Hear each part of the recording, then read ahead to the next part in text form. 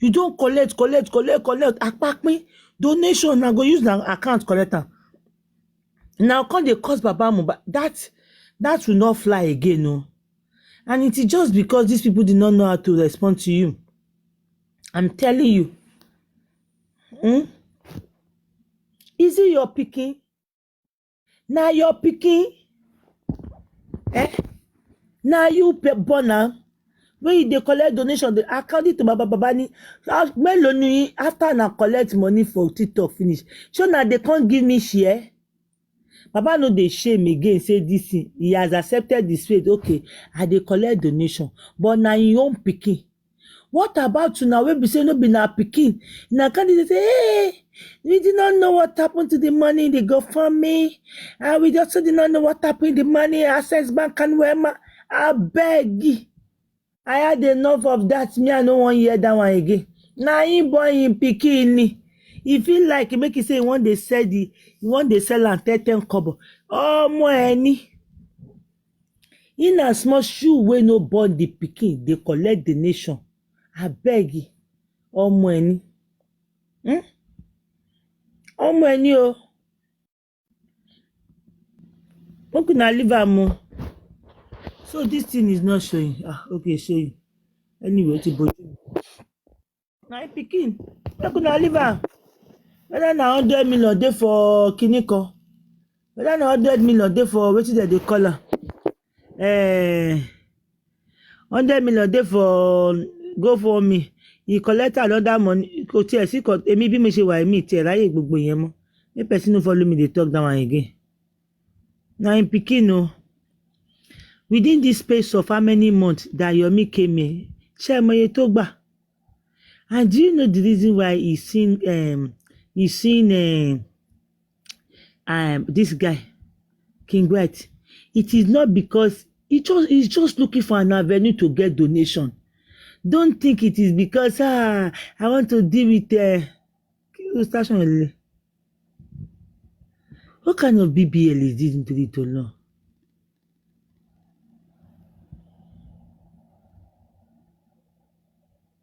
Hey.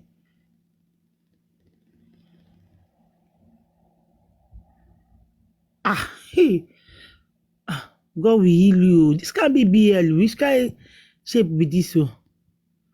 Person go just carry money, go hospital, go just take destroy his shape. Now, it is not because I want to stop the nonsense. This is total nonsense. How dare this guy come and obstruct what I was doing? My conference, blah, blah, blah. No.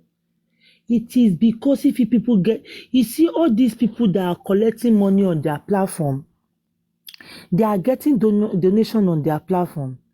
Now, we are made to understand that they no longer use ordinary eye to do it. Well, it will only work on people that does not take care of their family at home.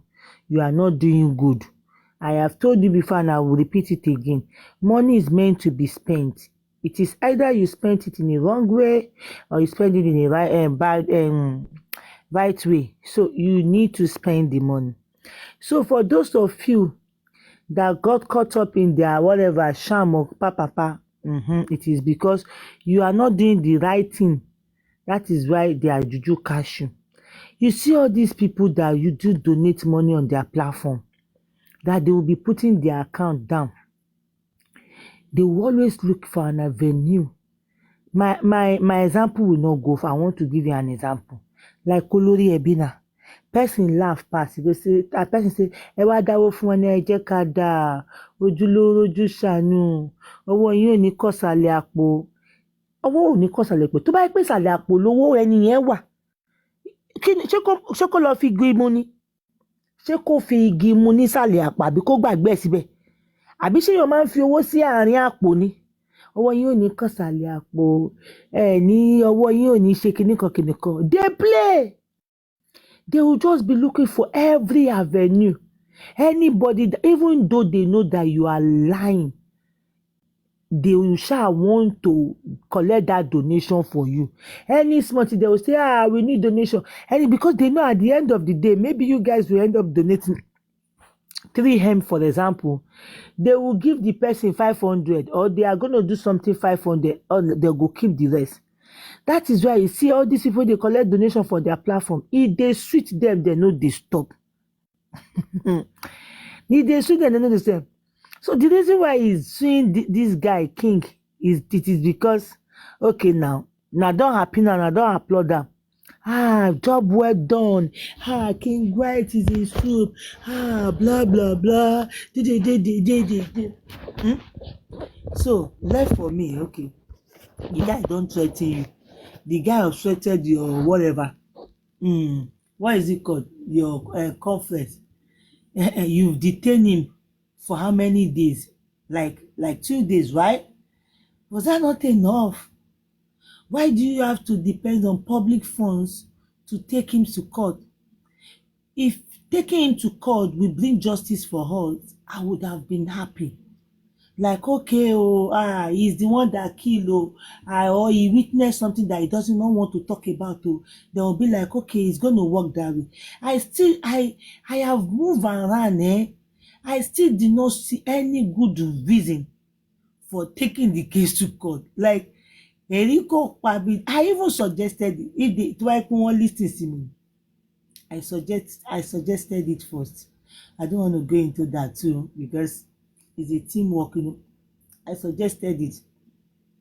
Now, the question you people are meant to put to him that, okay, ṣé tá bá gbé lọ sí court, joining the court case, no lawyer, ṣé ó máa fún wa justice for Mohbad? Misplaced priority, as this lady will say the other time. Misplaced priority. Taking him to court, going back and forth, adjourning the case, you need to spend money. So are you telling me you're going to be coming back for donation to take somebody to court that his case will not help the justice? At the end of the day, the case is not going to bring any justice to us. Are you people that gullible? Like, I don't understand. King White of all people. Dabawari Wumi fún ààrẹ mú ńkọ́. Àbádùrà. Àwọn tó wà nílé. Àbí DJ Bami, àbí gbogbo àwọn tẹ́ fẹ́ mú. So you mean you will keep coming back and be talking about money, soliciting money for you every now and then? Okay, à ń lọ court lọ́la o. Kò dẹ̀ ságbára mọ́ o. Kò ságbára mọ́ báyìí o. Lẹ́yà dẹ̀ máa béèrè owó o. Mo ti lọ yáwó. How can you come online? One thing I detest about this guy called Yomi is that he does not have any shame. How could you come online telling people that you went to go and borrow money for this case? Because they were hailing you. Odogo, yeah. They were all hailing you. But you did not tell them that you are also detained. Adura and his mother and King White left you there a week ago. They left you there wọ́n lọ. Àti pé yẹn gan ò fẹ́ wàhálà. The police asked him, kí ló fẹ́? Ó dẹ̀ sọ fún wọn pé mo fẹ́ kó lọ sí outside kó lọ sọ báyìí. And when you say you are not saying it, ó yẹ kó tún sọ̀kan mí ni. But I wasn't carried along. Most of these things, àwọn èèyàn máa rò bí àmọ́ mọ̀ mí ni mi ò mọ̀.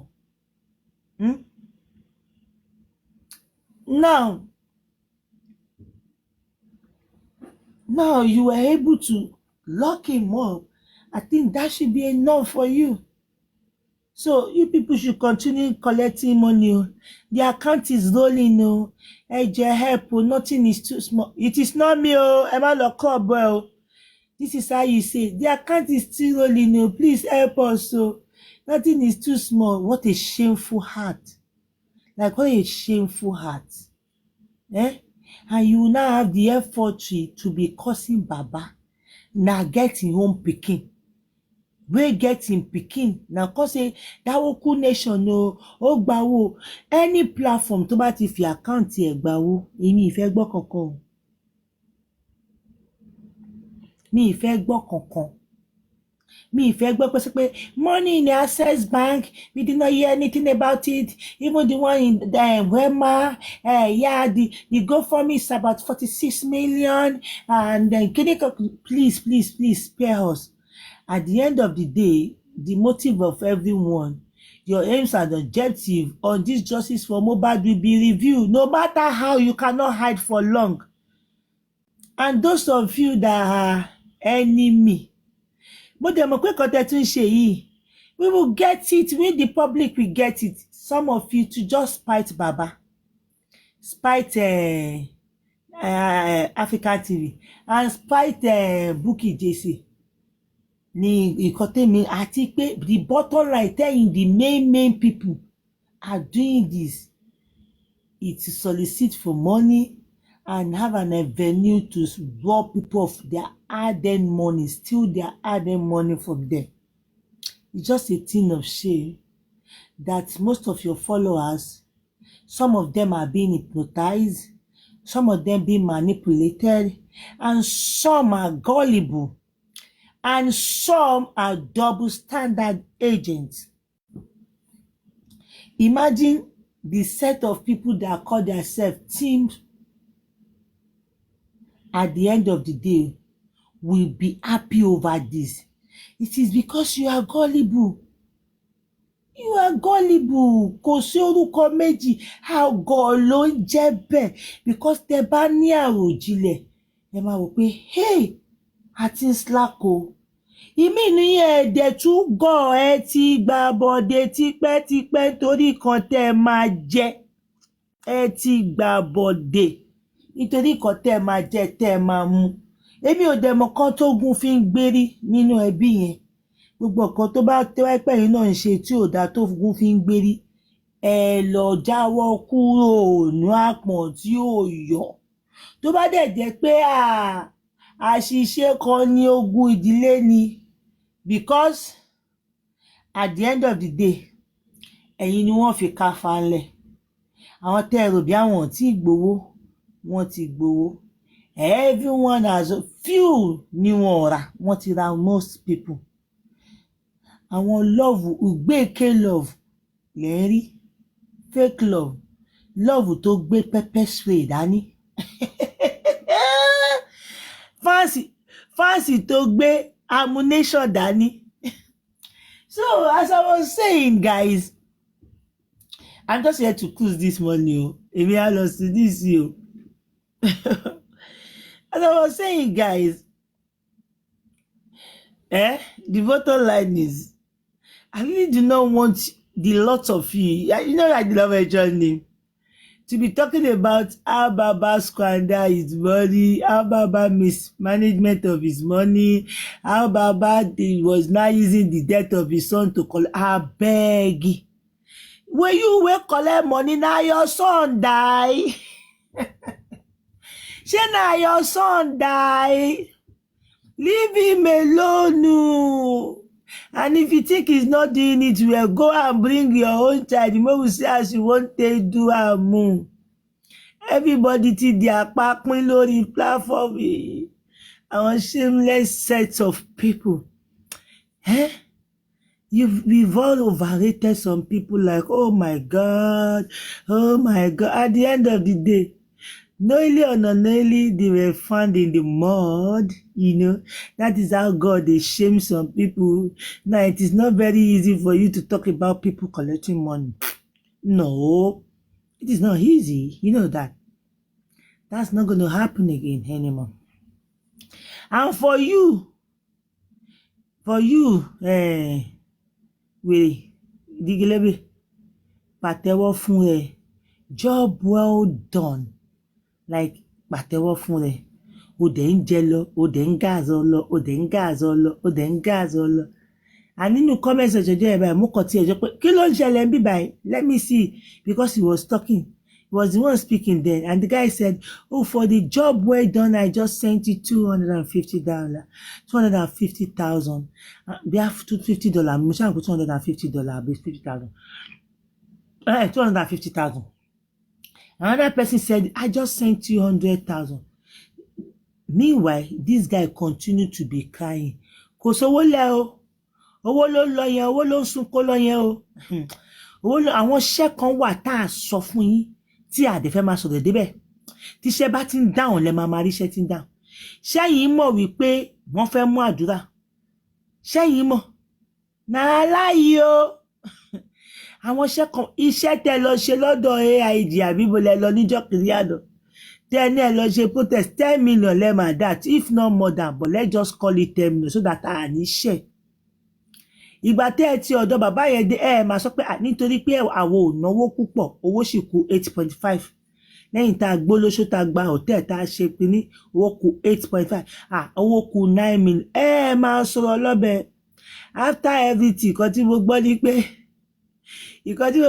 ṣé èmi lẹ dáwó fún ni ṣé fún mi lówó ṣé mo gbowó lọ́wọ́ yín go for me ni mo gbowó fún ṣé mo gbowó fún it was so funny like mo ní you dey whine me ṣé lè fẹ́ máa whine ayé you dey whine me ni what kind of stuff is this nítorí tọ́lọ́ ṣé èmi lẹ gbowó fún ni ó ti mú gbogbo wọn àtẹ̀yí tí ò jẹun ká ní I just sent 25 I just sent 15 I just sent 40 owó tó yẹ kẹ́ ẹ lọ fi jẹun kẹ́ ẹ fi ṣeun èyí tó bá jọkùnrin ní kó fúnyàwó oh my God ẹ jókòó ẹ jẹ́ kí ní máa gàn yín. No, if donating this money to the right source is going to get us justice, I'm telling you there is nothing wrong with that. If all these things, okay, if at the end of the day you could not come up with that 10-minute video, no, you're going to have us to face. Like Oma face wa Ajoma fa. You could not come up with that 10-minute video. Their phones has been seized now for how many days now? I think you're going to have that phone for how many days? Like 4 days straight. You're going to have all 4 days. If you cannot do phone forensic on that phone, hello, go ahead. Phone forensic on those phones. If you cannot come up with something meaningful, then you have some questions to answer.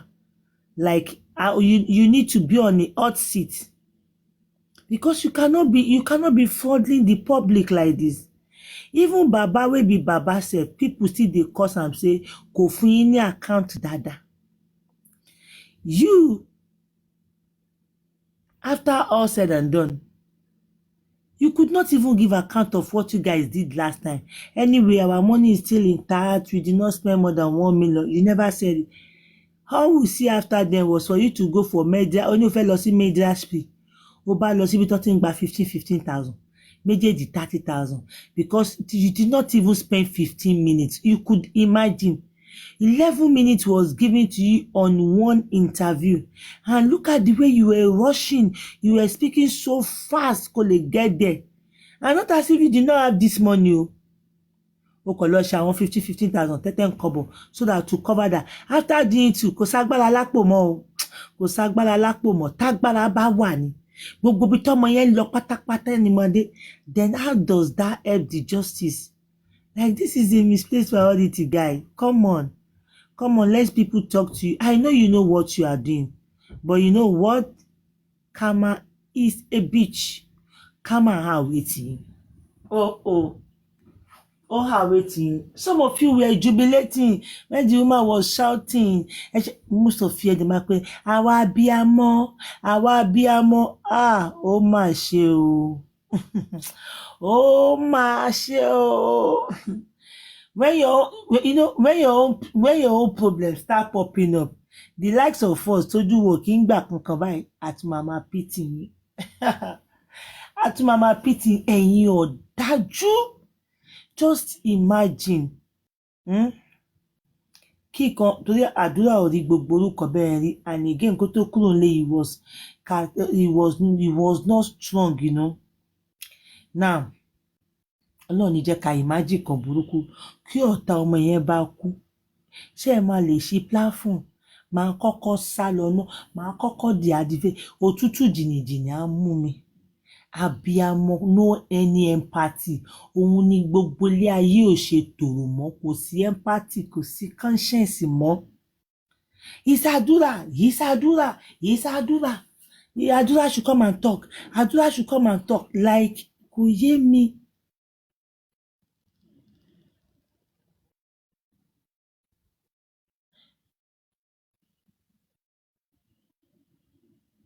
It's a lie, don't mind him. See, do not mind what that guy is saying.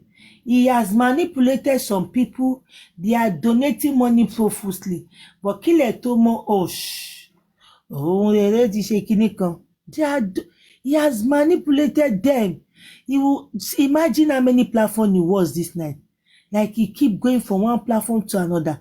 Tomorrow he's going to wake up on this and start his business again. You think that guy is gullible? How to wake up and start it again? For educational purpose, Yomi is not in charge of forensic, but the law enforcement. Okay, I think you are educating yourself. ABC, you are educating yourself, and I think you should start from that alphabet. And whenever you're listening to people, you need to open your ear. Don't just jump into conclusion and start typing without reasoning. I said it. I said those phones were collected for a reason. So, and after collecting that phone is going to spend like 3-4 days with them. Yomi should be able to come back with 10-minute video because phone forensic will be done. So stop being stupid, okay? Stop being stupid. You need to educate yourself more. Yeah, I greet you, Morenike. I greet you. How are you? Stop being for educational purpose. Who are you educating? Are you okay? Are you sure you are okay? Abeg, go and sleep, abeg. Because tó bá jẹ́ pé reason, people are coming out from one court for the same case, Damola and Adura, they were coming out of one court, one room for the same case, and you said Sontu arrested them again. So àwọn lawyer tó lọ bá yẹn wọn ò mọ nǹkan tó ń ṣe. If not for a corrupt country for the same case, they never finish the case for there, and you people wá arrest wọn. Ṣé wọ́n commit new offence ni? Like ṣé wọ́n commit new perjury whatever tó jẹ́ pé máa fi dúró síta níta báyìí tẹ́ máa fi wá mú wọn pé okay ìyẹn lẹ ń ṣe àwa ní mi for the same case. You could not even listen to the outcome of it, like you are already pissed. You should not tell them that Ademola was shouting at you like ẹgbẹ́ kúrò jọ ẹ̀yin tó jẹ́ pé kìdíkan ó máa sọ fún wọn. Àwọn iṣẹ́ òṣì àyè iṣẹ́ ìranù, and yet you come outside bragging about that. You come outside, ibi tẹ́ bá Nigeria jẹ́ dé. You are even saying it publicly. Owó ló lọ sí o. Mo ti náwó gan. I was told, I did not see that you even showed one woman. Òtútù rí obìnrin kan tó ń fọwọ́ rọ́ níbẹ̀. Wọ́n ní o show obìnrin kan. Bí mi mo kọ́ tẹ́lẹ̀ ṣe fún mi. I did not get that gist. O dẹ̀ lajú ẹlẹ́ o dẹ̀ sọ sí tó ti jẹ́ ká mọ̀ pé ọlọ́pàá wa ayé wọn ti sunwọ̀n kí n má sọ̀kan mi.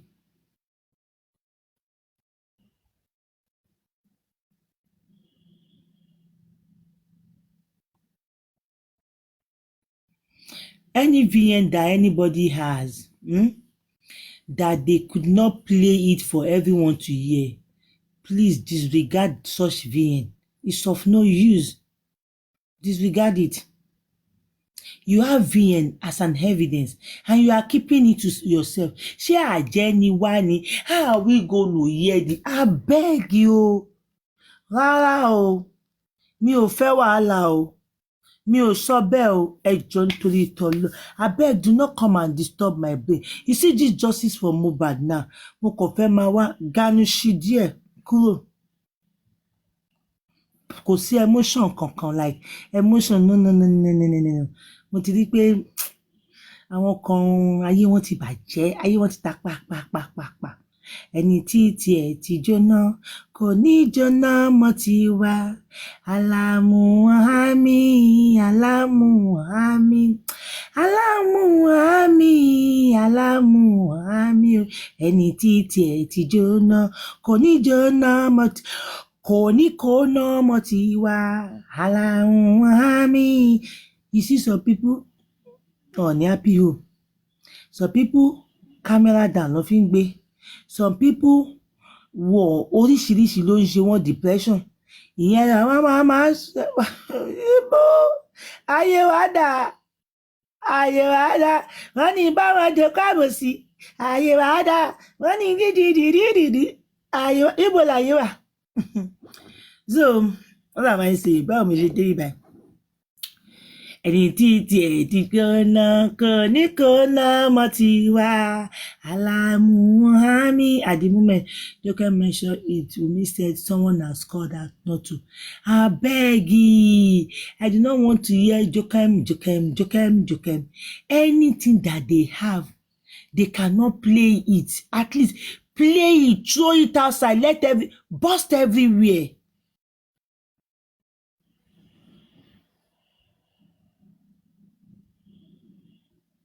Burst everywhere. Now that is not how you put it. You say for educational purpose. Who are you educating? You don't indirectly insult me, and you think you will not get it back on my platform. You can do that on your platform, but on my platform, you're gonna get it back, except if I did not see it. You know, Jokem this, Jokem that. I really do not give F about that. You know. If they have anything tó bá wà meaningful, ẹ wo Tenny Omologo, ó rí blessing tó sọ kinní kan sínú kinní kan. Piam, she alerted us, and she do what? She analyzed it. I went back to it to check it very well, properly, and I found out that she was not lying about it. So you have something that is useful to the justice. You have VN, you have proofs, you have whatever. You're keeping it to yourself. So, how do you want us to know that you are saying the truth? How do you want us to know that you are saying the truth? We have this, we have that, about me, about Baba, about Emujade. Emujade burst everywhere. If you are not ready to burst everywhere, please do not come and burst our brain. Burst everywhere. Stop bursting our brain. Burst everywhere. Tenny, burst everywhere. Ni papa, see Baba, see Adura, see Blessing. She busted everywhere. And we carry our 2 legs, go our page. We go check them. Are you saying the truth? Blah, blah, blah. Hello. Don't say, Mama, disturb I get them and they keep them. You want to keep it for next justice, Abi? Killing salati. So, chef, my wine, wani. My wine, stop whining us. It's not making sense. Bro, it's not making sense. John, to it along. It is not making sense, okay?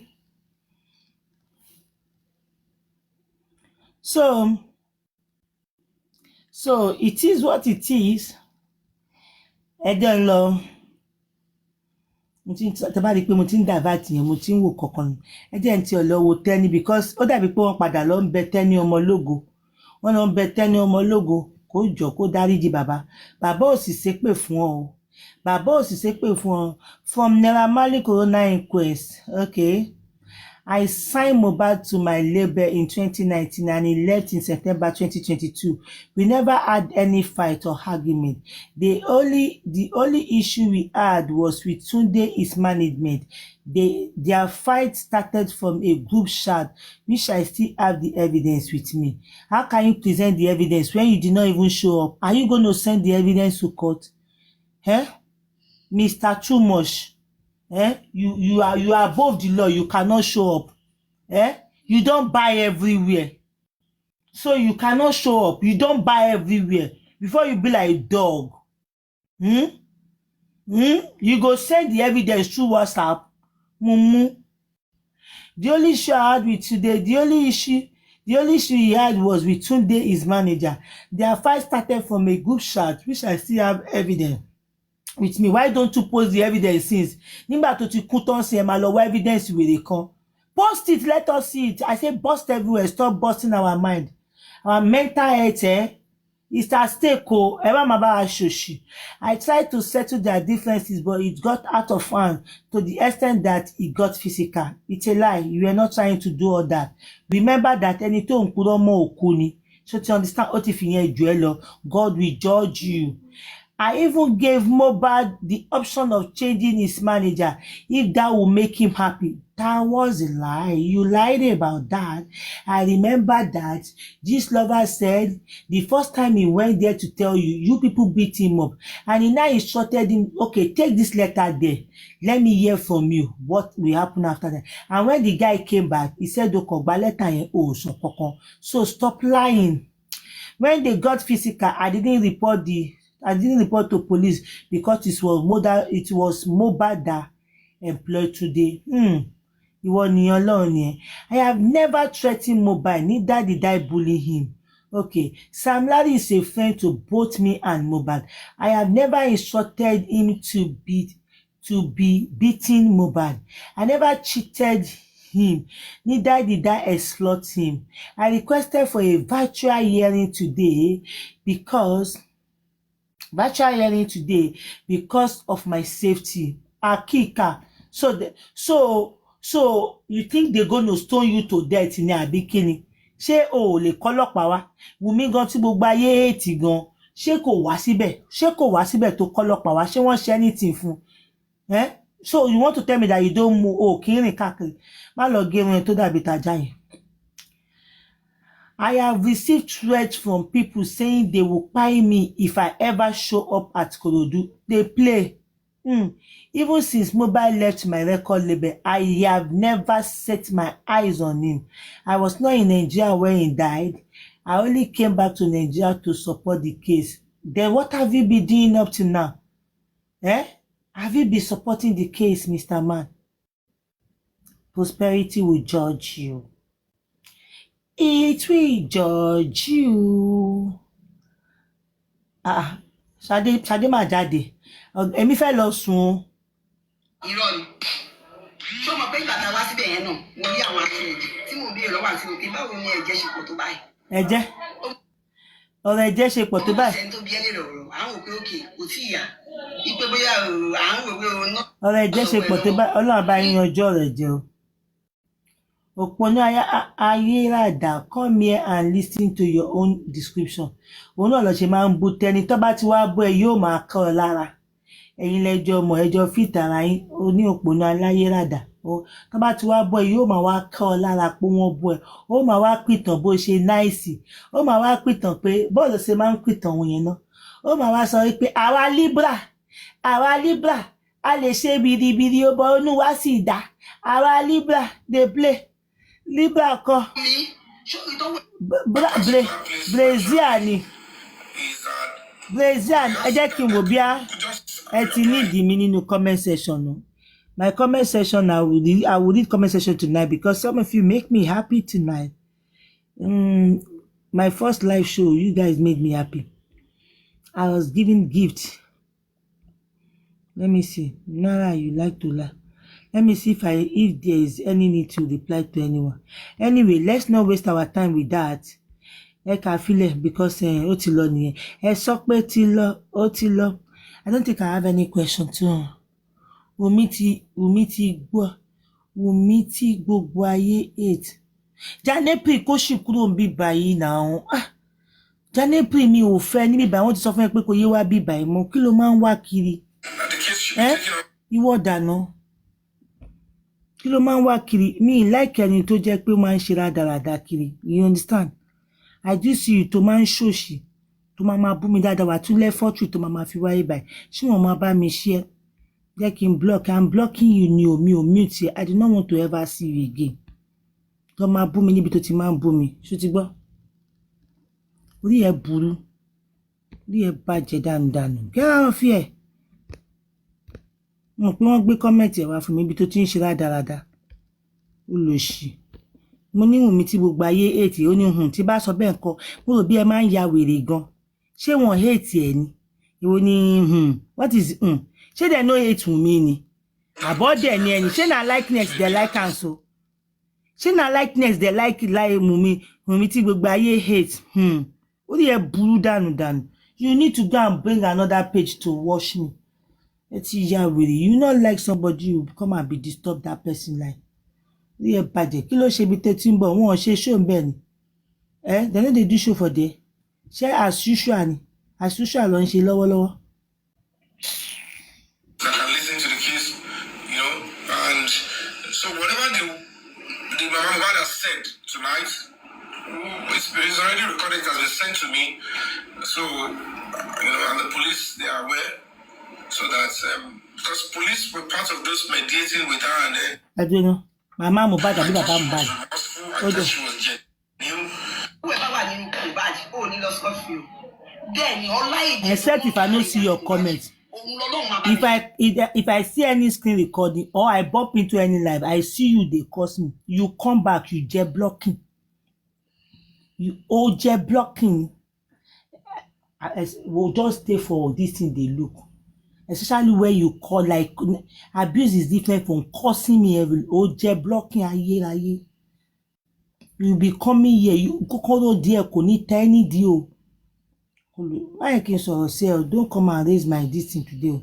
Justice for Imole Part 2. Mr. Yomi Fabayi explain what Adura and King White bail mean to justice. Ṣé Mr. Yomi Fabayi ẹ kú òṣì. Ṣé òun ló máa òun ni oh my God.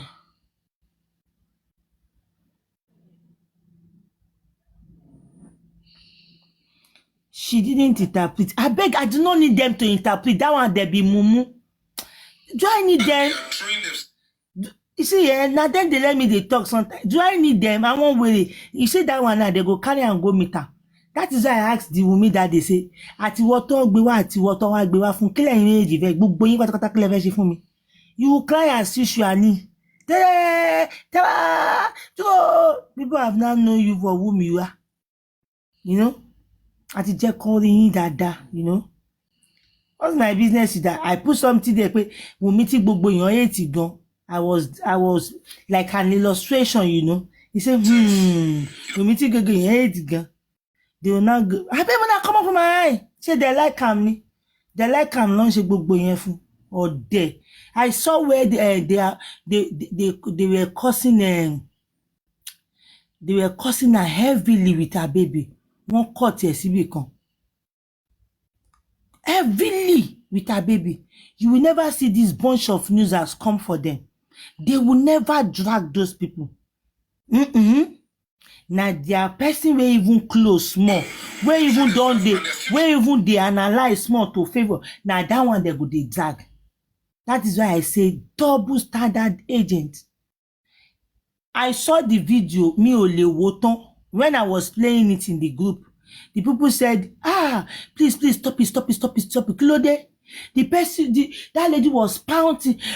Ọmọ tó jẹ́ pé ọmọ ẹ, beautiful for me. Join your work papọ̀. Kẹ́ farú àwọn èèyàn bẹ́ẹ̀ yẹn, irọ́ o. Rádaràda àwọn etí mọ́sà tí inú ilé yín lẹ máa jẹ. I beg you, make you come out for here.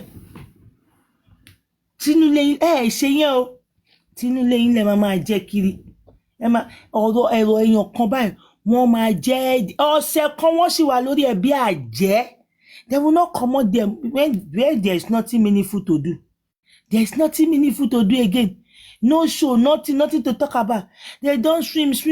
Everybody don't tire. They'll go home and come back. You know, they'll come start ẹjọ́ gọ́tà àdọ̀tí. I beg you, let us move on. Let us move on. You know now, they will just come and put their nonsense comments here. Ìwé tí gbogbo èèyàn ó wá ṣe àbórí ẹ̀ mo block ìyá ẹ̀ tí má tún anything tó jẹ́ jan. Mo máa block ẹ̀ dà lọ gbé kan mi wà kó wá. Ẹ máa wo mi. Gbogbo yín wà lórí FYP tẹ́ ẹ wo mi. You now go watch me. MFM. Kẹ́ máa wò mí. Tí bá ti jáde ẹ máa wò mí. perpetrators and a particular place naturally is that I asked that you could just apply that the case should be taken off that particular court to a bigger court that can listen to the case, and so whatever the Mama Mohbad has said tonight, it's already recorded, it has been sent to me. Is it Baba Mohbad or Mama Mohbad? So, and the police, they are aware, so that, because police were part of those mediating with her, and then I touched her. Keep quiet. There's nothing like police were the part of people mediating with her. When people went, the video that she made, low prompted Kotoshele, and the police were like, blah, blah, blah, blah, blah, blah, you understand? So, when she, I don't know, maybe she pleaded with you or whatever, you guys had an agreement. You said you don't want to see her outside. You don't want Mama Mohbad to come and be talking. Like, I do not understand. Who the heck do you think you are? And she also told you that, but you are the first to be outside to talk about it. We also have the video. Ta ló rún ẹ wá, ta ló ń ṣiṣẹ́ fún tó fi máa ní pé ó fẹ́ kí bàbá ìyá Mohbad wá ní tamọ́. Ṣé ikú ọmọ ẹ ni Yomi Dárípọ́n ọ̀gbẹ̀jì ológun tó ń gbé ẹbọ lórí ọ̀rọ̀ ọmọ ọlọ́mọ? Ó gbé ẹbọ lórí ọ̀rọ̀ ara ẹ kí kó tún ṣe fún ẹ kó lè lówó lọ́wọ́. Ìwọ tó kọ́lé 2-bedroom tán ní 40 years and you are still bragging about that.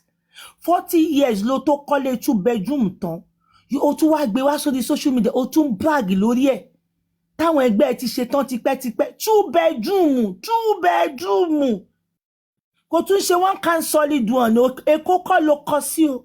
Abẹ́òkúta. What are you talking about? Kí ló ṣe ẹ́ tó ṣe yàn rí? Wọ́n sọ pé the police have it. You people had an agreement and you did not fulfill your part. You breached the agreement. We have the video already. You were the first to come out. So she have every right to say whatever she wants to say. Kò tiẹ̀ bọ́ síta gan wọ́n sọ tí wọ́n lórí fóònù ni. So keep your mouth shut. Kò yé halẹ̀ òṣì kankan mọ́. A fi fìlà pé kinní kan, ọjọ́ kan ló ní ìmọ̀. Ètò dẹ̀ ṣe lánàá ò lè rò. Má rò bí o máa ṣe rú ẹ̀mú kúkú sí lọ. Ọjọ́ kò sí kíkọ. And whatever the case may be, justice from God is sacrosanct, but there is no way. Justice from ẹ bó ṣe ń fọwọ́ ro mú. Ẹ bó ṣe ń fọwọ́ ro mú. Sẹ́nu blámẹ́. Bó ṣe ń fọwọ́ ro mí wọ lọ́hùn.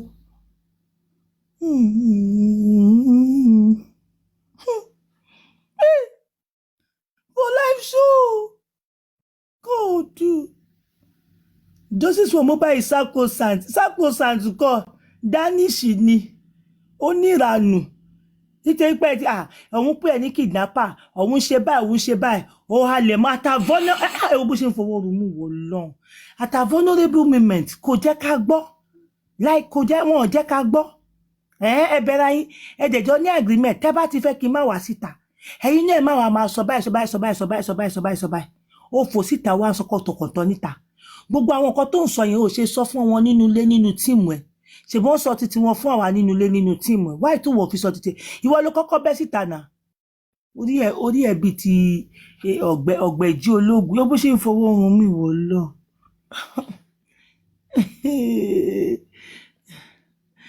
You want to get justice for Mohbad.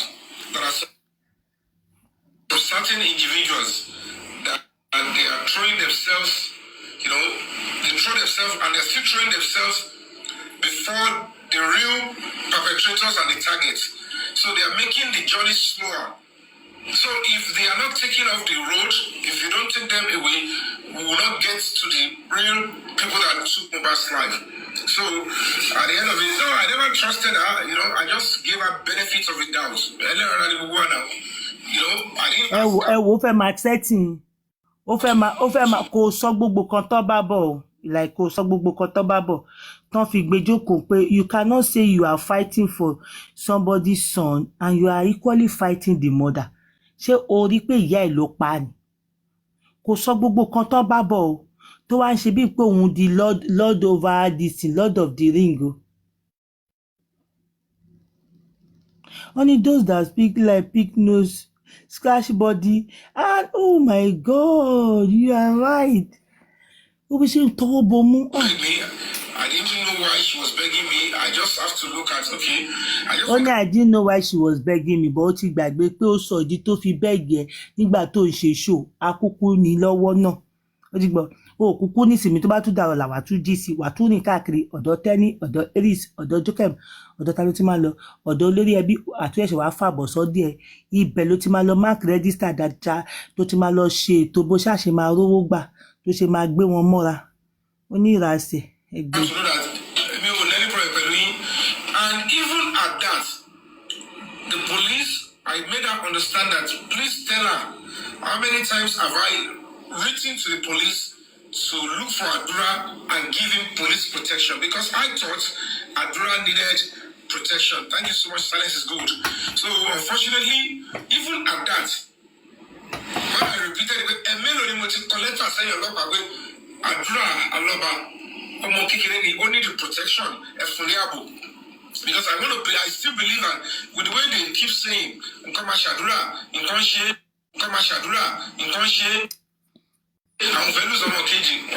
sí kankan tó fẹ́ ṣàdúrà nǹkan ṣe. Ẹ má gbé lẹ́mù gbóná, ẹ má búlẹ̀ bí ẹ̀gbọ́n nǹkan tó ń mìíràn ni. Pìtìpìtì tẹ́ lọ fojú ẹ̀wọ̀n níjọ́ yẹn tẹ́ ẹ gbé lọ sí sẹ́ẹ̀lì tẹ́ ẹ ń ṣe yamayama. Wọ́n ní kò rírú gbogbo kan bẹ́ẹ̀ yẹn rí. So ẹ má búlẹ̀, ẹ má dẹ̀ kó tú wá máa ṣe dọ̀ọ̀, kó máa ṣe dọ̀ọ̀, you know.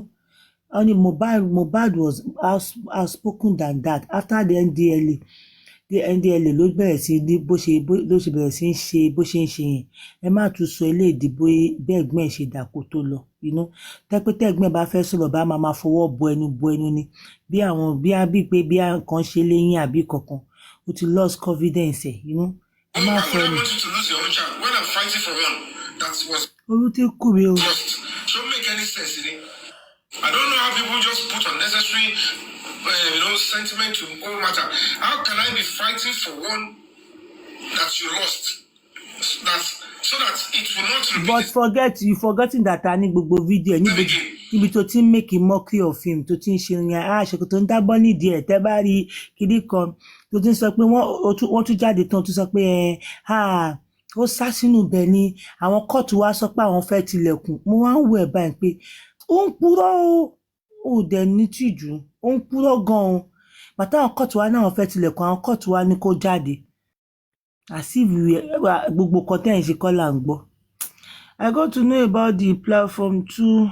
It's not money. And I really, yeah, thank you so much, Renike. And then she thinks that message me. And for whatever it is, the handle that was used to message me. You keep saying, can you, so can you change this? Whatever it is, the handle that was systemated me, the forensic blah blah. I beg you, find another thing. Talk. We tired of all this. If at the end of this thing, holding their phone for more than 4 days, and you guys could not come up with this 10-minute video, wàhálà ni. Because more King Gwat the first channel energy yín sí. Bí a ti bá ti wá channel energy yín sí King Gwat, àwa wà frustrated kò ní tẹ̀lé àdúrà mọ́. I do not know. I do not know. King Gwat ti sign. Àlóhùn àtàdúrà ni. Wọ́n bẹ̀rẹ̀ àdúrà gan, àdúrà ò lọlé, àdúrà tún dúró de King Gwat pé àlóhùn òun àti King Gwat làwọn jọ máa lọ ní bíbáyìí. Original handle for Adura. The phone, can it be phone means any Damola here to low? You can say probably is phone here belongs to Adura. If not that our family baba wọ́n tètè kó ná mọ́ bọ̀bọ̀ ẹ̀, wọ́n tètè ṣe gbogbo ẹ̀. Ṣé mo kó ti fẹ́ máa ní bàbá yẹn lára sẹ́? Like ó ti fẹ́ máa ṣe bí pé o lè ṣe justice mọ́ ń ṣe dáadáa. Àwọn family bàbá ló pé ọ̀gbẹ́ni wá o, kí ló ṣe é ganan? Kí n ti tiẹ̀ ṣe tiẹ̀ ká ṣe titi wa. Ó ti fẹ́ máa ní bàbá yẹn lára. The same thing tó ń sọ tó ní ìsìnbà nínú speech ẹ̀ ní bíbá ẹ̀ sí. Ó fi style threatening woman yẹn ni o, àwọn tó lọ ọmọ wọn. àwọn tó ní ọmọ tó kú okay lóòótọ́ àwọn justice it is fine we are looking for justice ṣé kò yẹ ká fọpọlọ ṣe if at the end of the day tá a bá hàmù ọmọ yẹn àbí kankan ṣe tí ò dẹ̀ lọ́wọ́ níbẹ̀ ẹ dẹ̀ bímọ títí ní ọlọ́run ọ̀nà tètè máa bọ̀ àmọ̀nà tètè máa bọ̀ ayé ń dàrú o àmọ̀nà tètè wá ayé ń dàrú o àmọ̀nà tètè wá àmọ̀nà bọ́lá ṣe máa kó yín ti pẹ́ gan ọ̀gbà dájú mi ló máa ń play gbà yẹn àmọ̀nà tètè wá o àmọ̀nà tètè wá ayé ń dàrú o àmọ̀nà ayé ti ń dàrú olúwa àmọ̀nà tẹ́bà tí fẹ́ ẹ wá kó àwọn orú likes of àwọn pípé ẹ wá kó wọn lọ ká nísìnyí aláì ti pọ̀ jù aláì ti pọ̀ jù everywhere ṣe wù. pẹ̀lú tó lọ́wọ́ àdàlọ́ time tó lọ́wọ́ àdúrà is so long that it's very difficult to even establish that it belongs to Damola. Thirdly, the content that Damola... I think I should applaud myself for being able to hold some information back. Like, tẹ́tẹ̀lẹ̀ máa ṣe ọ̀dọ́ náà kò ṣe pé ẹnu mi ò bò kò ṣe pé mi máa ṣírí bò but tí ìbínú ò ti jẹ́ kí nǹkan tí ẹ sọ pé ìwọ I should be able to applaud myself. Yomi, you smelled what the work is cooking. From me belongs to Adura, and you have seen it before. And that context, now we are beginning to see that it contains violence that involves Mohbad. The wife, and the third person, Zumu. Make it make sense. Thank you. How will the Damola come to say I own the video? He cannot claim ownership. And I cannot go to him and say... Did you tell them that Damola embarrassed you at the station, at the court? Did you tell them? Did you tell them?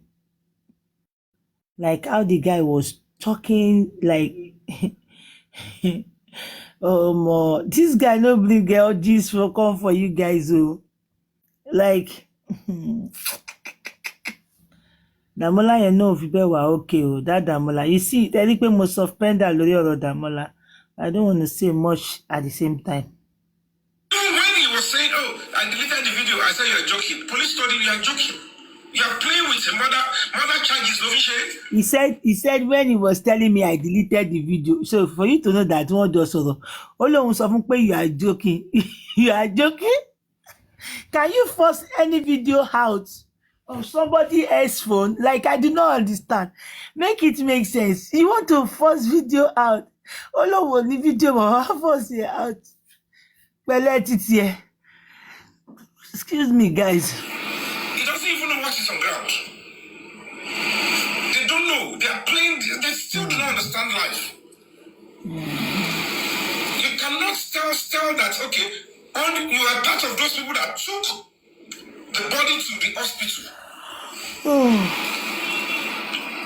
When it was declared BID, and you want to claim that you are the same person that wanted to defraud somebody. With the same thing that I have a video of how Mohbad was pushed and he knocked his head on the floor. If that is you. Narrative yìí, ó ti tó uncountable time. This same narrative. I to repeat it. And his gullible follower will listen. And after all said and done, he will use the avenue to get money from them. Donation. Kò ságbára ni tágbára bá wà. Tágbára bá bọ̀bọ̀ yóò ní tìjú Ọlọ́run máa dín ní tẹ̀lé fẹ́ láyé yóò máa tọ́ kí yóò máa ṣàgbé báyìí professional beggy. And then they ask you for the video. Bí bá ṣe sọ̀rọ̀ yìí sí, they still don't believe that, or they still don't think that no matter who you bring into the matter to explain to me, the best way is to show me. If you want me to change my narrative, if you want me to keep quiet or stop mentioning, then show if it is you that will show. You see, if you want me to change my narrative, if you want me to keep quiet, this is to tell you that that was what Adura told him. You know, he was also petitioned and he got there, they detain him. So wọ́n bèèrè lọ́wọ́ àdúrà pé kan tó fẹ́, you understand? Níjọ́ tí àdúrà wá sí live yẹn, ǹjẹ́ yẹn ni tí àdúrà wá sí live, ǹjẹ́ yẹn lọ bẹ̀ yẹn dé. So if you want me to stop, show me the video. Who are you that they will show? Wọ́n ní video wà ní Ìkẹjà. Go and watch it there. Time gan ti lọ. Tó bá jẹ́ pé lóòótọ́ ni fídíò náà gan tiẹ̀ wá dá, kò ní ìtumọ̀. So wọ́n á gbé díẹ̀ lóòótọ́, tó bá jẹ́ pé lóòótọ́ náà ti gbà bọ̀dẹ̀, wọ́n á gbé fídíò yẹn dé.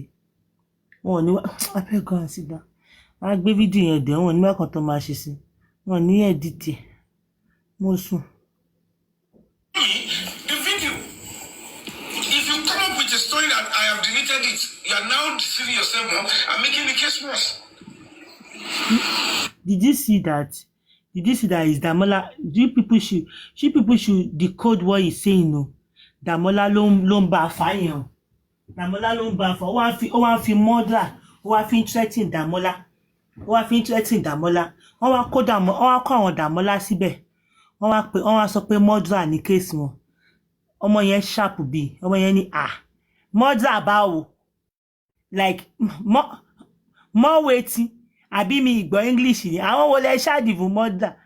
I am coming from one court. I will come and come here. They did not charge me for murder there. Everyone charge me for murder. Ṣebí you see, those policemen, they have compromised. Nítorí owó tán fẹ́ gbà, you know? Wọ́n ti compromise. Tell them what, 50,000, 30,000, 100,000. You don't reach all of them. Tó bá ṣe pé stupidity. Bọ́ọ̀lù ṣe máa charge ẹ̀ fún murder. Ẹ máa charge wọn fún murder. Èèyàn ti court bọ̀ fún same case, kò ń ṣe another new case ẹ bá gbé wọn fún. Ṣé rí pé bọ̀bọ̀ yìí ò gbọ́n? Mo dẹ̀ wọ́n fẹ́ believe pé mo lè rò bí òun láwọn tó gbọ́n tó yíká ẹ̀, but ò ní gbọ́ràn sí wọn lẹ́nu. If they are even trying to tell you pé Mr. Yomi, àròbí àbáyìí ni ò ní gbọ́. Àfìgbà tó bá jìn sí kòtò, tó bá jìn sí kòtò. Olórí bí tàwọn babaláwo yẹn. Messing yourself up. How can you delete such? Ṣé wọn ló wà nù ẹ̀ ni? Kí ló delete ẹ̀ fún? Ṣé Damola ló ń bá rí o? At least it is an original video. And you want to claim responsibility. Thank God it is not àdúrà ló sọ pé òun delete ẹ̀. Ṣé you understand? Come back. How can they charge you to court for anything? The video to fi gbá mi, the video to fi impersonate, the content of the video is empty. So where is the basis of the case? In Oga Magistrate Court. So at the end of the day, you guys still don't understand what you're doing. And there's somebody who thinks that if that comes true to me, yeah, it can be retrieved. I know we're going to retrieve it. But with what they are saying, he has written a statement. He has been processed. But the fact remains that going on temporarily is your fundamental right. After 48 hours, you should be granted bail. If you will not go after 48 hours, MFM. the onus is on the police. MFM. Hello, Pem. Èmi ni má bínú. Sorry, this Henry car. I don't know where you. Kí ni problem ẹ̀ náà? Tó bá lọ sọ̀hún wàá máa bú MFM. Ó tún wà níbí sí o tún ń bú èèyàn. Dani ẹ. Henry car. Why are you doing this? Just stop it, okay? Tó bá lọ sọ́hún èèyàn máa ń bú mi. Yeah, a lot. Tó bá tún wá sí ìbá tún máa bá àwọn tó wà lọ́hùn. Irú èèyàn wo ni ẹ náà? Ṣé o ní depression ni? Ó dẹ lọ wá bí kan jókòó sí. Get a life, man. Ṣé ọ̀rọ̀ ẹni tó táìpù sí bíbá yẹn? Ṣé ọ̀rọ̀ ẹ̀ náà lọ́wọ́? This is what me I don't fall for sometimes. You did. I saw you several times. Stop lying. Why are you writing this? Why are you trying to distract her? What's all this? Èmi ò tiẹ̀ wá wò Ọlọ́run, mi tiẹ̀ wò. And even if tí bá wò mí ní down because ọ̀rọ̀ ẹni yẹn kọ́ ni mò ń sọ lọ́wọ́. Àwọn ló máa ń fall fún kọ bẹ́ẹ̀ lọ́hùn yẹn. Ló máa ń see it as love. Èmi I don't fall for it. If not that pé mo rí pé wọ́n máa ń gbà láyè ló jẹ́ kí n máa gbà láyè lẹ́kọ̀ọ̀kan. I don't fall for that. Because in as much as I'm not talking about those people, you will not come and divert my chat. I'm not talking about them. Happy Sunday, Sister Mercy. Happy Sunday, everyone. Happy Sunday, my sister. Divine here. Mommy Ajoke mi Karoma. Divine over. Yes, ma. Hera ma. Yes. Henry, shey you see that mama wey you see so, she can never lie to me. She can never lie to me. She must have seen you do that, you understand? But if you are doing it, repent o. It's not good, eh? It is not good. And more so, we are not even talking about that person. How does olè kó wá ṣe wá jọ mọ́ nǹkan tó ń sọ, you know? Sọ̀rọ̀ nípa ìyẹn sìn now. I know you like trouble. You want me to see that I come and be saying, I don't do it o. Comment section lè dá orí mi rú o. Èmi ò tiẹ̀ wo comment section, èmi kàn play comment ni. Ẹ fi ẹni kẹta lẹ́jà ìjọ tí bá máa ka báyìí red handed báyìí. Ìjẹ́ ìlera àti ẹ̀ máa jà. Ṣebí January April ni mo ti já dànù yẹn. Tó máa wá sọ́dọ̀ mi tí máa gbé gòkè. Èmi ò bá wà bí kankan. Tó bá ti wá máa gbé ẹ gòkè. Tó bá ti polite máa gbé ẹ. Mo ṣe rí tó lọ ń bú mi nìyẹn. Bí ó ṣáà ń bú mi ṣe gbogbo ẹ̀ mo rẹ̀kẹ́ déjọ́ tó bá máa dé. Mo dá padà síbi tó ti bọ̀. Padà lọ, mi ò wérò. Èèyàn ni mo fẹ́, mi ò fẹ́rò. Mi ò fẹ́rù wá gìrì wá.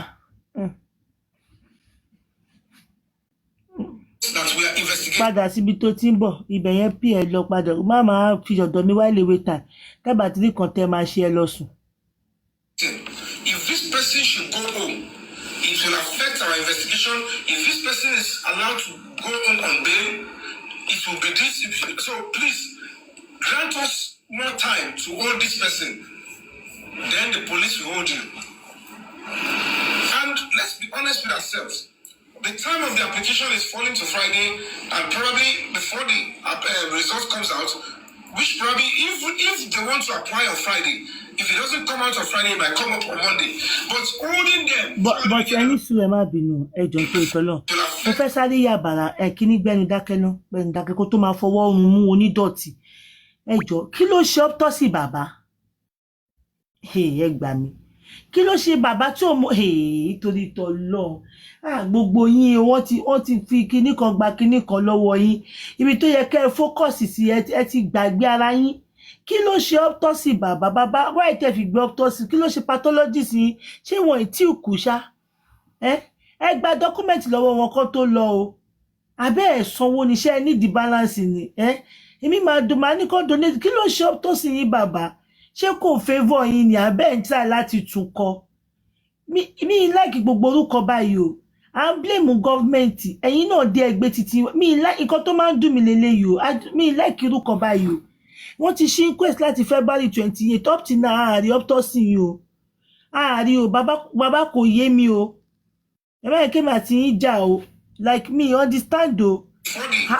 Àti hold the corona inquest lẹ́ẹ̀mẹ́ta ń sìn ẹ̀ gbé wá. Abẹ́ ẹ̀ tí ì ṣetán ni. Ṣe bẹ́ sọ pé kọ́tẹ́ ń dúró dé láti jọ. Ṣé kò favour yín ni? Ṣé fẹ́ parẹ́ kẹtùn kọ ni? Mi like ẹ o.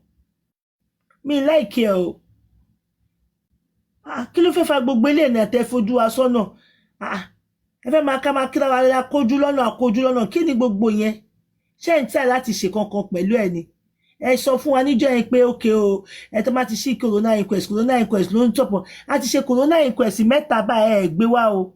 Ẹ máa gbé wá o, nígbà o. Ẹ máa gbé wá nǹkan kíkan tó bá wà bẹ́ẹ̀ kò bá jẹ́ inconclusive ẹ gbé wá. Anything tó bá wà bẹ́ẹ̀ ní láti wá kà o.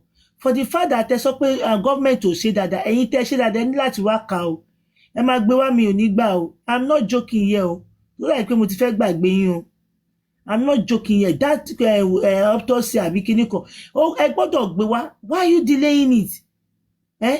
Have you seen the content? Are you not pleased with the content?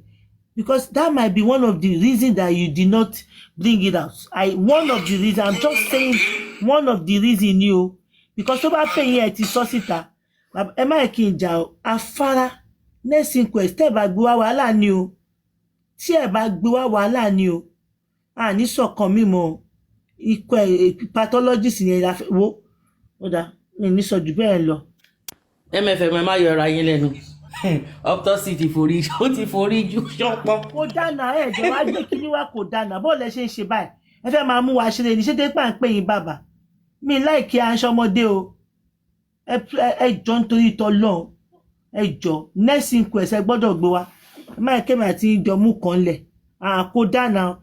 Ẹ sọ pé Nàìjíríà ò ṣe dáadáa, ó ti pẹ́ jù, blah blah blah. Now it's your turn, now you did not bring it. And none of you, kò sẹ́nibody tó sọ̀rọ̀ nípa. Even your team are not talking about it. Our team is not talking about it. What? I don't understand.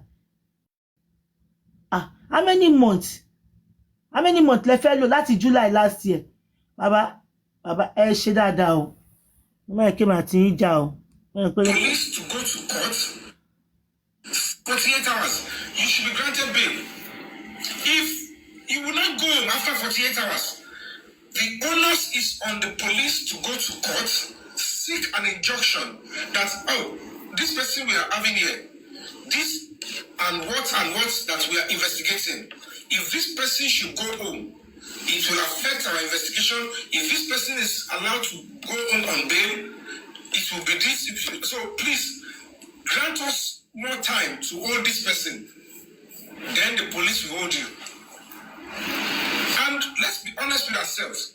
The time of the application is falling to Friday, and probably before the result comes out, which probably if they want to apply on Friday, if it doesn't come out on Friday, it might come up on Monday.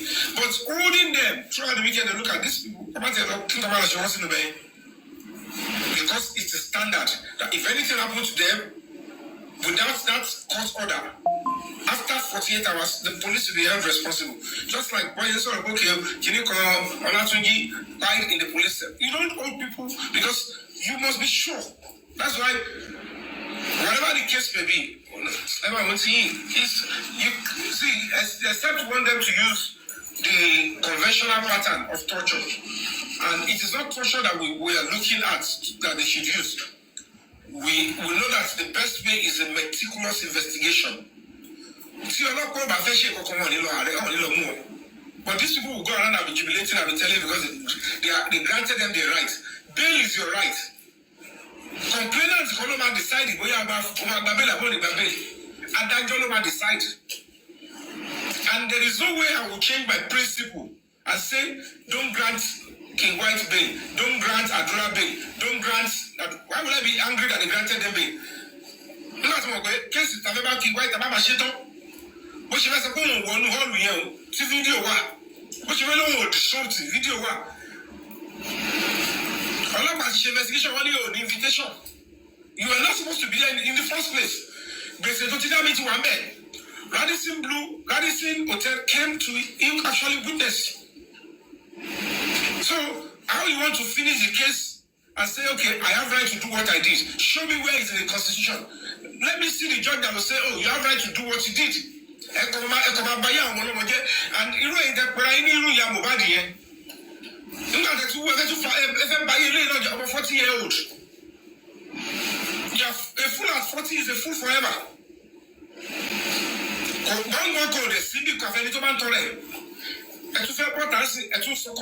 You are not my enemy. I told you clearly when you were very short at me. And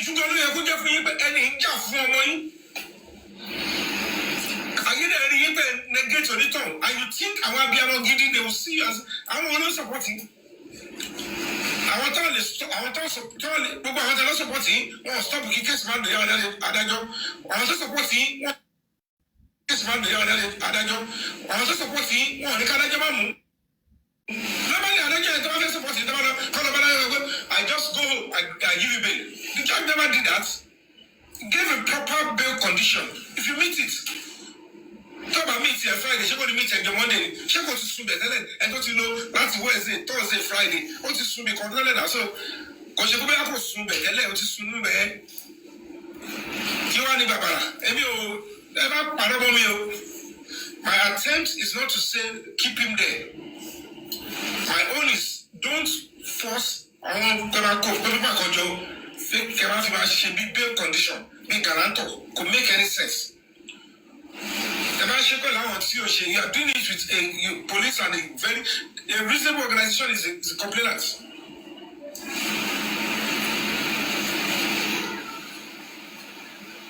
So when you come out and whether it's lack of education or whatever it is, you cannot celebrate against somebody fighting for your own son.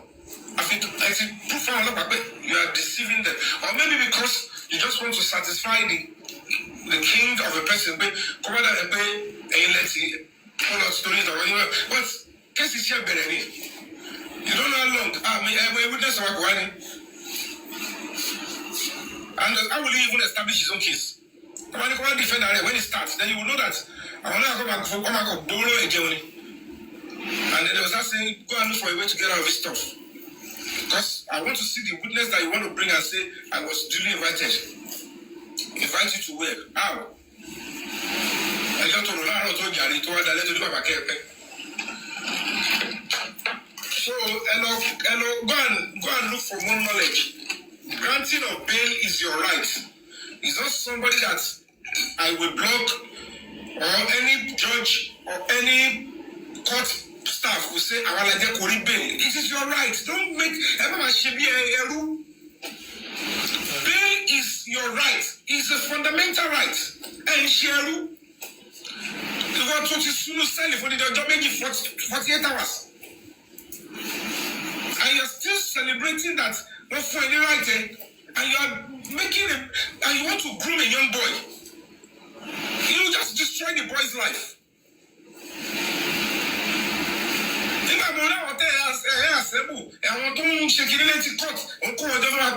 Don't try that nonsense.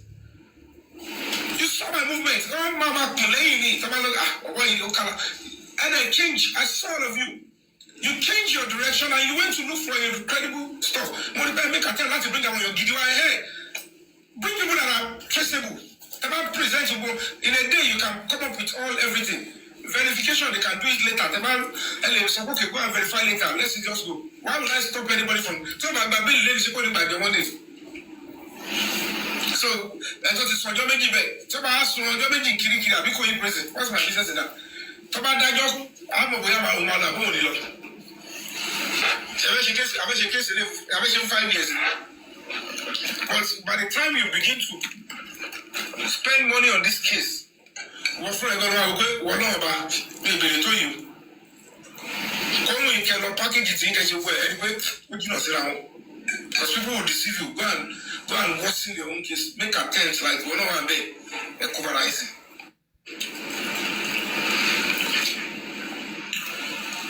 So, I might come out to you. To God be the glory, we're able to secure Arifa's bail too. And Arifa is in his house too. Which is simple. The man is just running here. Arifa is out. It is his right. It doesn't mean at the end of the day, Arifa, they will still meet with the complainants. They will look at the matter.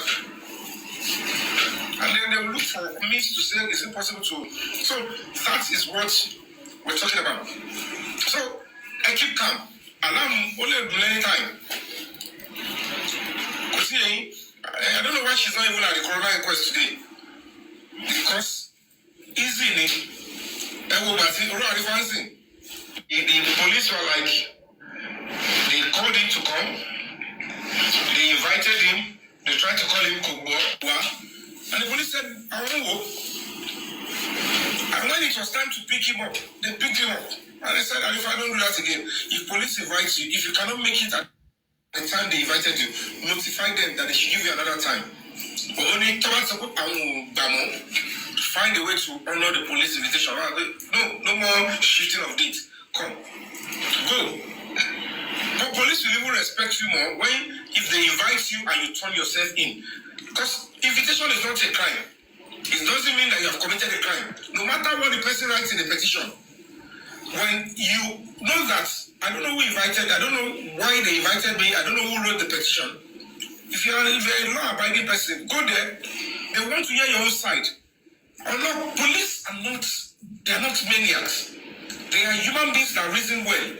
If they write petition against you, no matter how sweet the petition is, they'll have to hear from your side. But when they give you an opportunity to defend yourself and you start saying, and you're saying that no. That this person have a legitimate grounds against you, and then they proceed.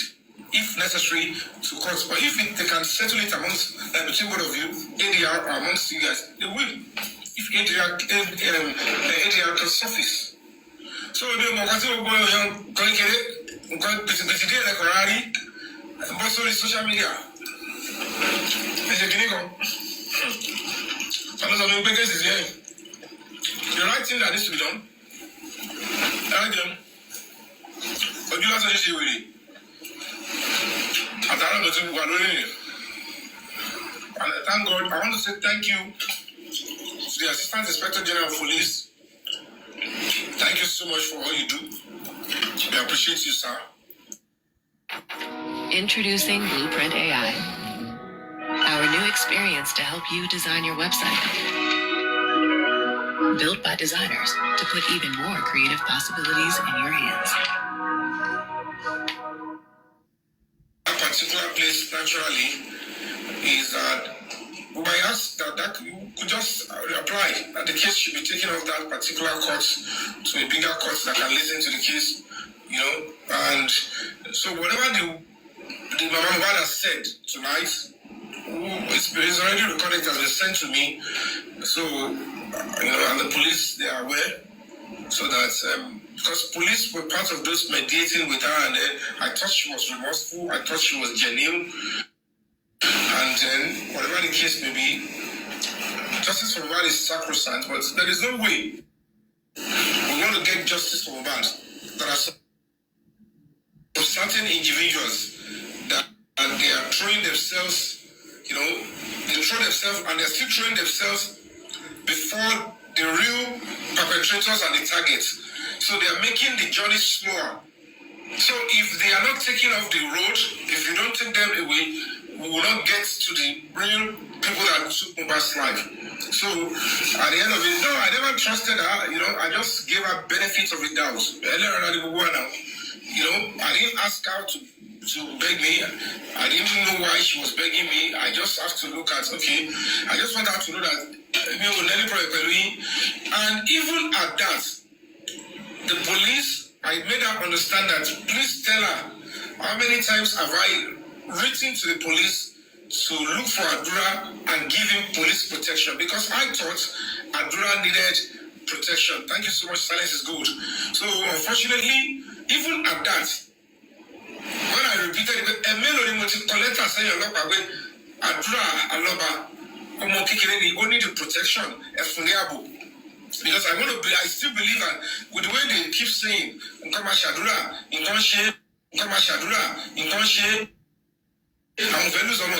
what is why would I want you to lose your own child when I'm fighting for one that was lost? It don't make any sense in it. I don't know how people just put unnecessary sentiment to all matter. How can I be fighting for one that you lost? So that it will not repeat itself again. And then she thinks that a Mitimojoko Bijege to message me.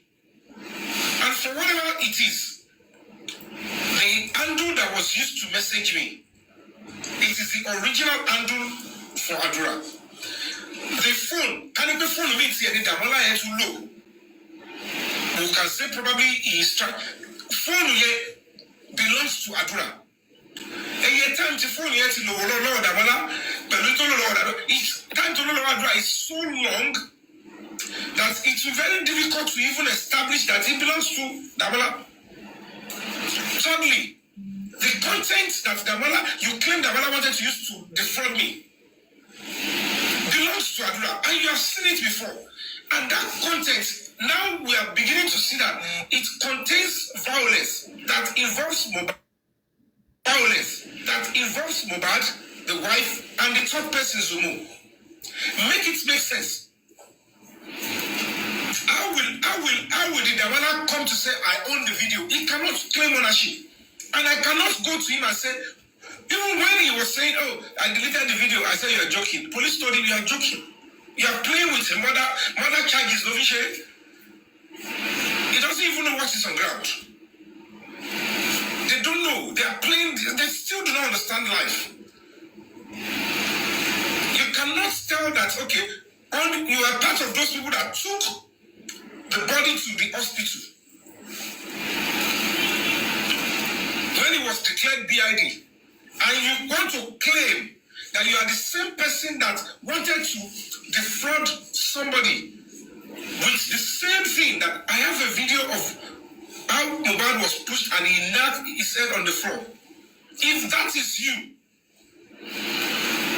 and then they ask you for the video, the Bashir you see, they still don't believe that, or they still don't think that no matter who you bring into the matter to explain to me, the best way is to show me. If you want me to change my narrative, if you want me to keep quiet or stop mentioning that, then show, if it is you that show me the video. If you come up with a story that I have deleted it, you are now deceiving yourself more and making the case worse. Because you will keep messing yourself up.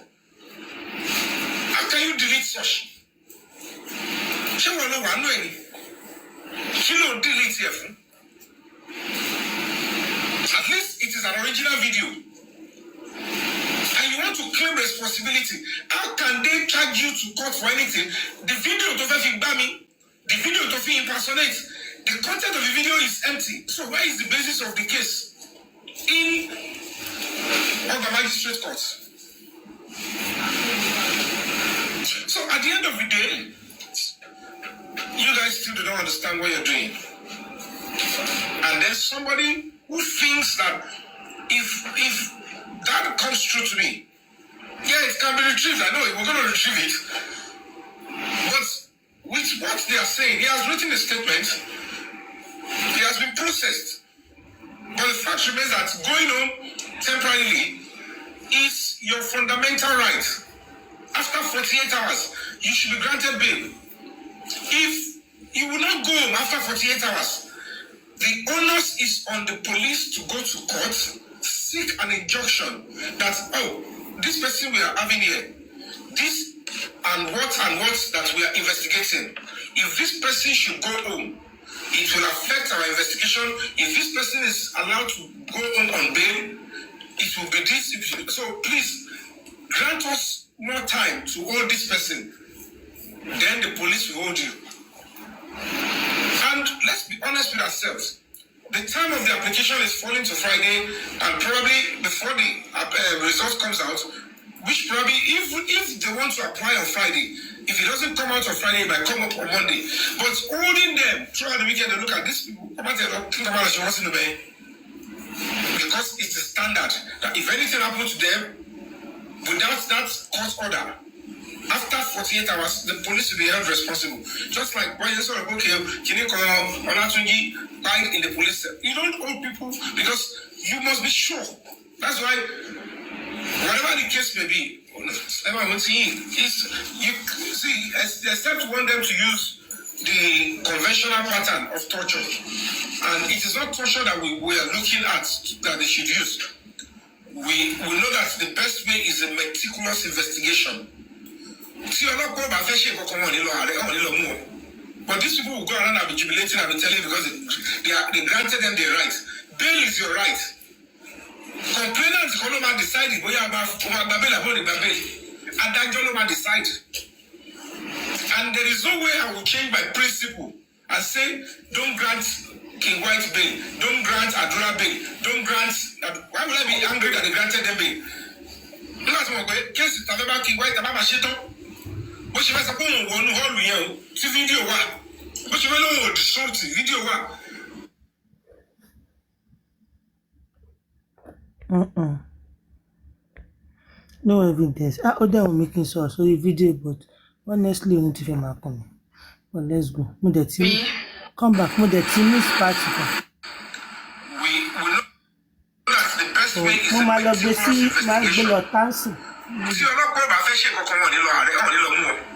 but these people will go around and be jubilating and be telling because they granted them their rights. Can you keep quiet? Nobody is jubilating on this side. Did you see us outside?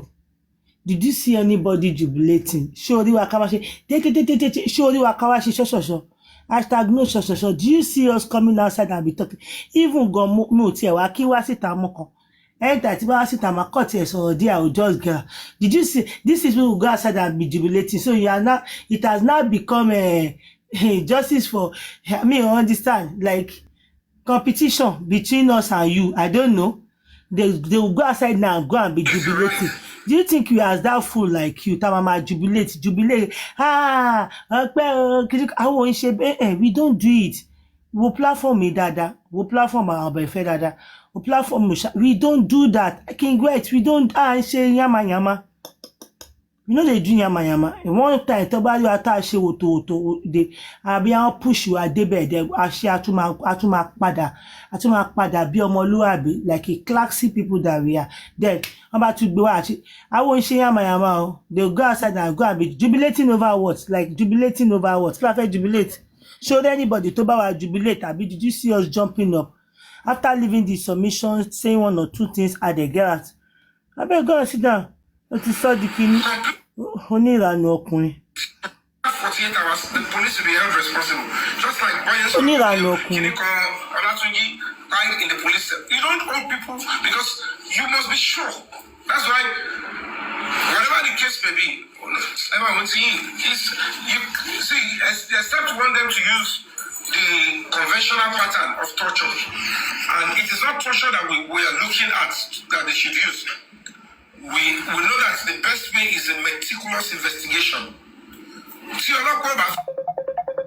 Taniyo. Bá yín sọ̀rọ̀ later mo bọ̀. Ibi tí mo wà yìí ó wà okay mo bọ̀. They granted them the right.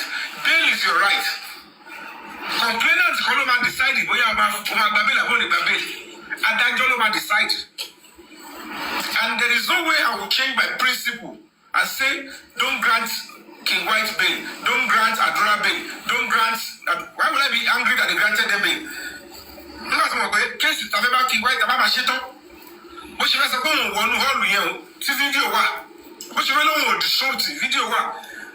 I thank God that video wa. Camera is everywhere.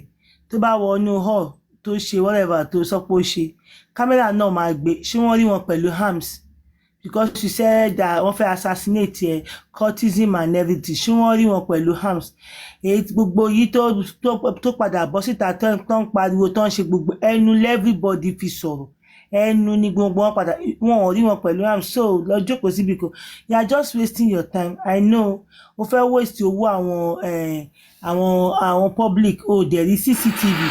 O rí 10-minute video. Ibi tó yẹ kó ránṣọ mọ́ o ránṣọ mọ́. O fẹ́ máa disturb o fẹ́ máa ṣe pálapàla. They play. Tèmi wọ́n máa bẹ̀rẹ̀ sí ń dáwó fún wọn máa tó sún wọn ní ìsìn. Ẹ lọ fi sanwó lọ́yà. Tí wọ́n tún ti fẹ́ tí wọ́n tún tún àjẹ́ ẹ̀ kẹ́ tún sanwó lọ́yà. Ẹ sọ pé ẹ bèrè tó. Ọlọ́pàá ti ṣe investigation wọ́n ní o ní invitation. You were not supposed to be there in the first place. Gbèsè tó ti dá mi ti wà ń bẹ̀. Radisson Hotel came to him actually witness. So, how you want to finish the case and say, okay, I have right to do what I did. Show me where is in the constitution. Gbèsè wo ló dá ṣé wọ́n fọ́ Radisson Blu ni àbí wọ́n ṣe anything? Masha máa purọ́ with pride. You go dey lie. The guy can lie. Wọ́n máa purọ́ pẹ̀lú pride. Ẹni sùúrù. Ẹ kì í ṣe ẹ̀ṣọ́ ìsìn ẹjọ́. I don't know if you are there. Kí ló wo the reason why tí mo fi ní kọ́ yìí. Ṣé wàá bẹ́ẹ̀?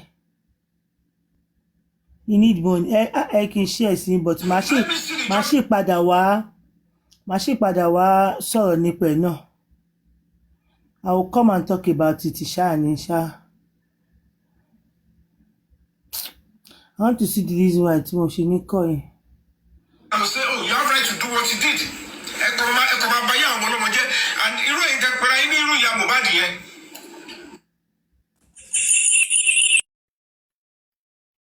Yeah, I see you, man. Mo fẹ́ wo ìdí tí mo fi ní the call yẹn mo ń bọ̀ náà. If the call is still in progress, then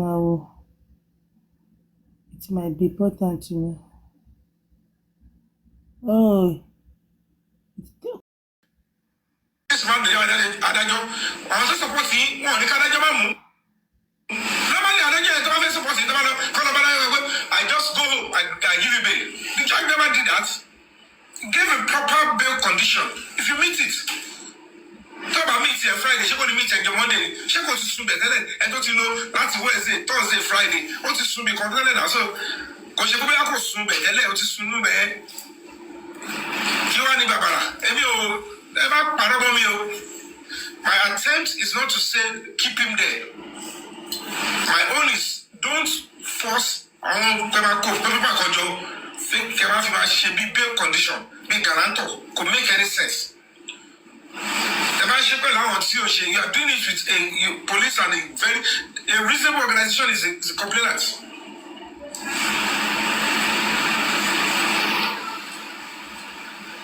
So when you come out and whether it's lack of education or whatever it is, you cannot celebrate against somebody fighting for your own son.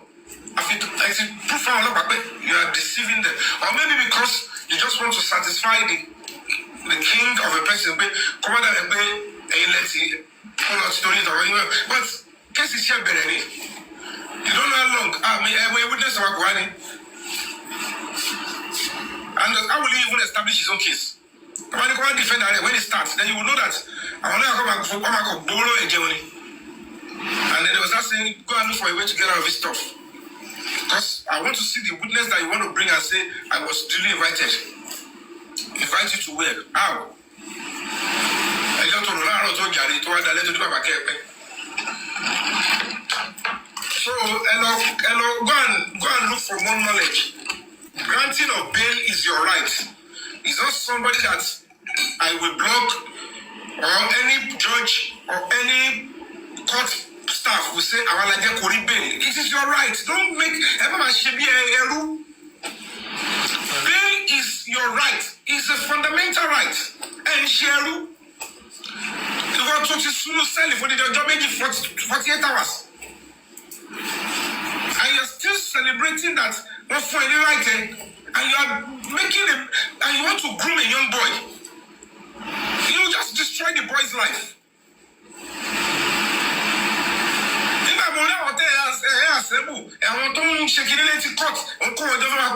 Don't try that nonsense. You saw my movement. And I changed. I saw all of you. You changed your direction and you went to look for incredible stuff. Make a tell that to bring down your Gideon hair. Bring people that are traceable, that are presentable. In a day, you can come up with everything. Verification, they can do it later. Go and verify later. Let's just go. Why would I stop anybody from... So, my baby, ladies, you by the money. So, I thought it's for your baby. So, I asked for your baby in Kiri, because you're prison. What's my business in that? So, I'm a boy, I'm a woman. I wish you case 5 years. But by the time you begin to spend money on this case, what for I go about you. Come in, cannot package it in case you wear anyway, but you know, sit down. Because people will deceive you. Go and watch in your own case, make attempts like one on day, and coverize it.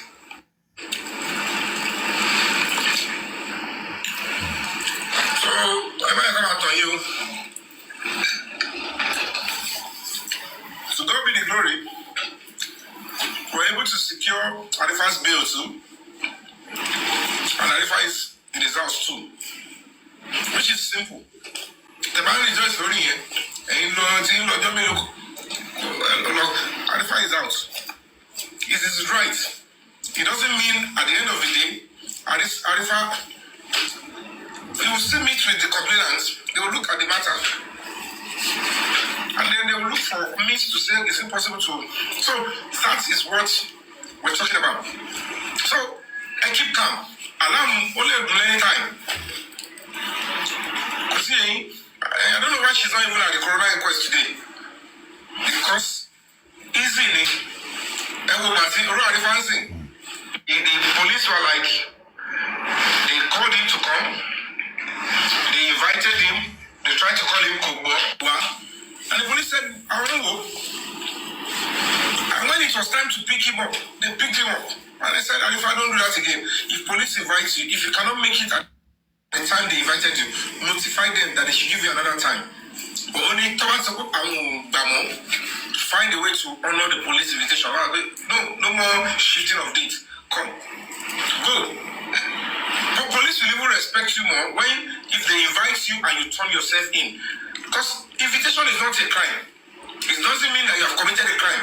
No matter what the person writes in the petition, when you know that, I don't know who invited, I don't know why they invited me, I don't know who wrote the petition. If you're a law-abiding person, go there. They want to hear your own side. Although police are not, they're not maniacs. They are human beings that reason well.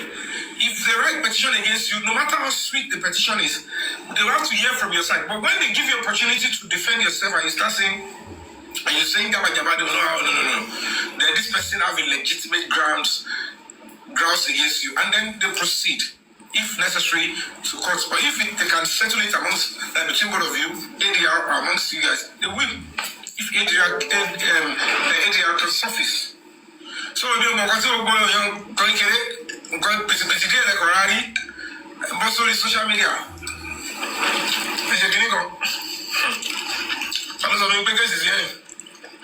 The right thing that needs to be done.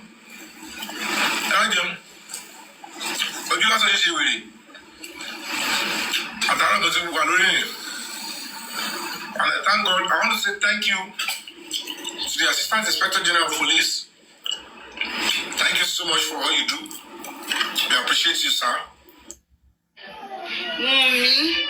Ṣé o fẹ́ sọ fún mi pé gbogbo ọ̀rọ̀ tí bàbá Mohbad sọ nípa irọ́ ni? Ṣé o mọ̀ pé ìgbà tá a wá síbẹ̀ yẹn náà mo rí àwọn àti ẹ̀jẹ̀ tí mo béèrè lọ́wọ́ àti mi báwo ni ẹ̀jẹ̀ ṣe pọ̀ tó báyìí?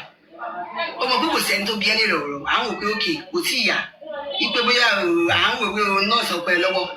Wunmi ṣé ìtọ́wọ́ ẹ̀ bá wà nínú Mohbad ò ní lọ scot free o. Bẹ́ẹ̀ ni ọlá ìjẹ̀ tó náà láre mi àti Mohbad òun lọ́lọ́run máa bá mi fi pẹ́. Ó jẹ́ ká lù ìsọmọ yìí.